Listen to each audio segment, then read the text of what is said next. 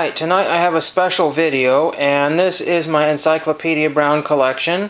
Now, you've seen this many times in the video format, but I wanted to give you an update. So I hit the bins. I wasn't particularly astounded with what I found, and I went in there. It was really hot outside. I said, I'm going to bring my cart in. I just wanted to bring my cart back in. And then I said, well, let me grab this other cart here, because there's a ton of carts out there. I'm sure people could use some of those. I should have brought in more carts, but I just brought in the two. And then I said, oh great, there's a new row coming out. And lots of heated words exchanged, all that kind of fun stuff. But anyway, by some people in the store. But I ignored all that. And then guess what happened? A row of books came out.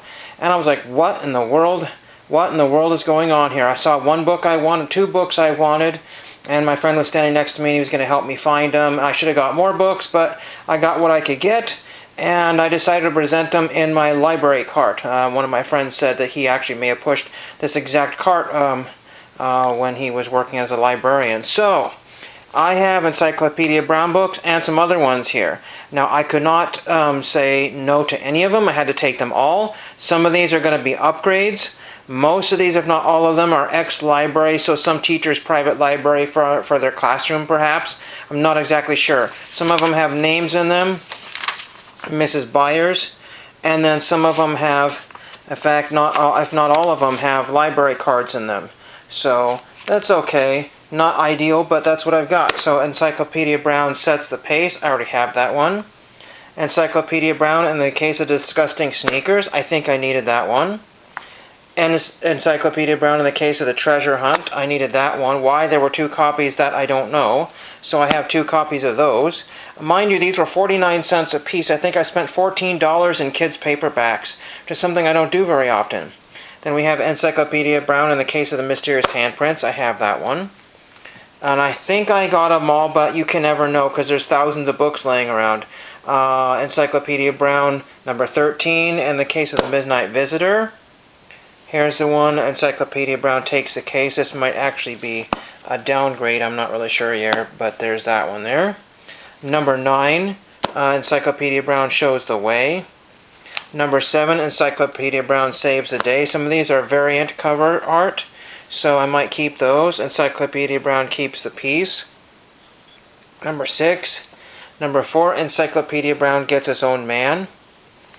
Number 4, also Encyclopedia Brown Gets His Own Man, or Gets His Man. Gets His Man. And then there's like a hole in this one here. And there's some other kind of, previous people have owned this book before.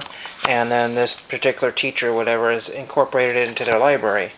Then we have Encyclopedia Brown in the Case of the Dead Eagles. That's the artwork I collect. There's only about 5 of those, 4 or 5 of those. Encyclopedia Brown Finds the Clues.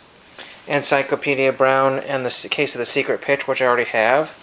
Encyclopedia Brown Solves Them All. This may be a upgrade based on the front cover here. I need to figure out if there's any way I can get rid of that library thing. I know the newer ones have kind of a different glue, but this, and here's number 1, Encyclopedia Brown Boy Detective. Then we also have Encyclopedia Brown in Case of the Exploding Plumbing and Other Mysteries. There was a different title to that at one point. And Encyclopedia Brown Carries On, one of the older style looking ones there. And then one of the oldest ones here, Encyclopedia Brown Solves Them All, which I showed you earlier. And look at that old artwork. I don't know when this was from. Again, somebody had written 95 cents, Mrs. Byers, Encyclopedia, all that kind of stuff. But with kids' books, you basically have to take whatever copy that you can find. Then, in addition to these, I got some other ones. Now, some I left because the condition was a little bit too much. I got a bunch of Choose Your Own Adventures. You see the Choose Your Own Adventures down here. And sorry for the lighting here, but I have to film it this way. There's the Great Easter Bunny Adventure, number 40.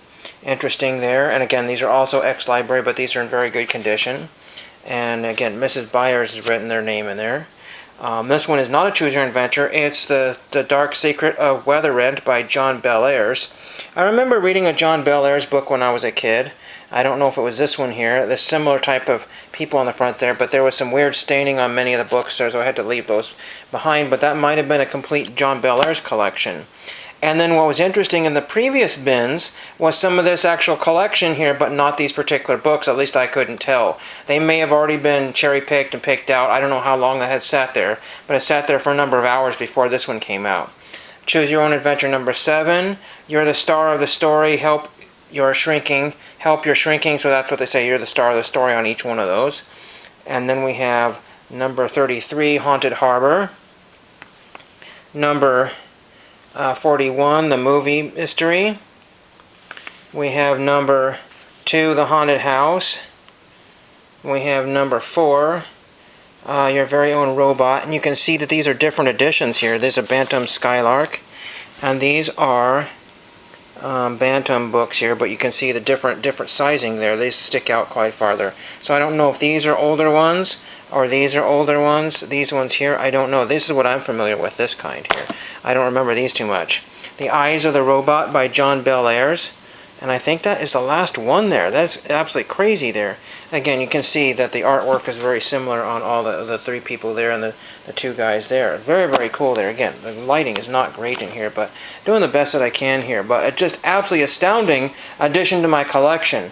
Now, if you went on the internet and tried to get books of this exact same grade, you're not going to do it because nobody's going to tell you what grade they are. They're going to tell you that they may or may not have markings in them, they may or may not have this, may or may not be X library, may or may not be readable copies. So they leave themselves all kind of outs in case for some reason that the book was not satisfactory. And they said, well, see, the listing says, and yes, that is true. So pretty crazy there. And I don't know. So the pricing for these things are all over the place. The cheapest ones are a couple dollars, but then you got to realize that the shipping's jacked up to make those a couple dollars. Usually about $4 or $5 per book in any condition. Trying to find new copies of the older style covers there, the 70s and 80s and 90s covers, not really easy to do. Popular book series. So how these got survived is because a teacher had saved them, I guess, all these years, and I don't know how many students had checked them out. I didn't look to see at the. See, some of this one does not have a date due card in there because I may have taken that out. I'm not sure. And then this one here, again, what it looks like that maybe nobody checked them out. Maybe they just checked them out for the period there, and then they put them back on the shelves. I can't get that card out of here. Show you my feet there. You see, there's no names in there. So I don't know if these were ever checked out. But you can see how brown that cover is. Because that's just how they ended up. They got toned because different papers came in contact with each other, and that's how that happened. So again, these are kind of things that you just want the book itself, and condition is secondary. Unless you're right there and have multiple copies to pick from, then unfortunately you're just stuck with whatever you got. And when you get to the 49-cent price point, you just say, you know what, I'm buying every single one of them, because if I leave one behind, that could be my downfall, and sometimes it has been.